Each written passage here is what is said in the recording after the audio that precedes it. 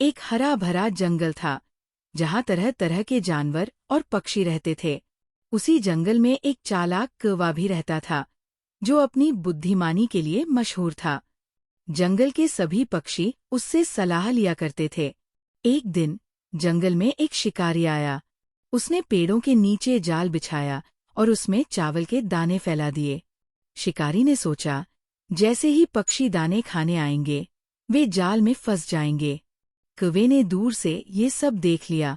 वो तुरंत समझ गया कि शिकारी ने ये जाल पक्षियों को फंसाने के लिए बिछाया है। वह इस खतरे से सभी पक्षियों को आगाह करना चाहता था।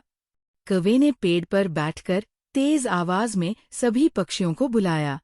जब सब पक्षी इकट्ठा हो गए तो उसने कहा, देखो, वहाँ चावल के दाने पड़े हैं, लेकिन ये शिकारी का जाल है।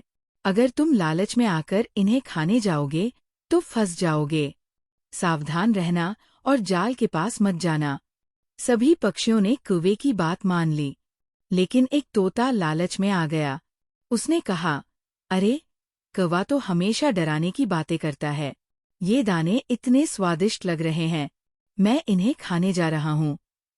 तोता उड़कर जाल के पास गया और जैसे ही उसने दाने खाना शुरू किया वो शिकारी के जाल में फंस गया। शिकारी उसे पकड़ने के लिए दौड़ा। ये देखकर कौवा तेजी से उड़ान भरकर शिकारी के सिर पर मंडराने लगा। उसने शिकारी के सिर पर चोंच मारना शुरू कर दिया। शिकारी परेशान हो गया और तोते को छोड़कर कौवे की मार से अपना सिर बचाने की कोशिश करने लगा। इस बीच पंछियों ने जाल काटना शुरू कर दिया।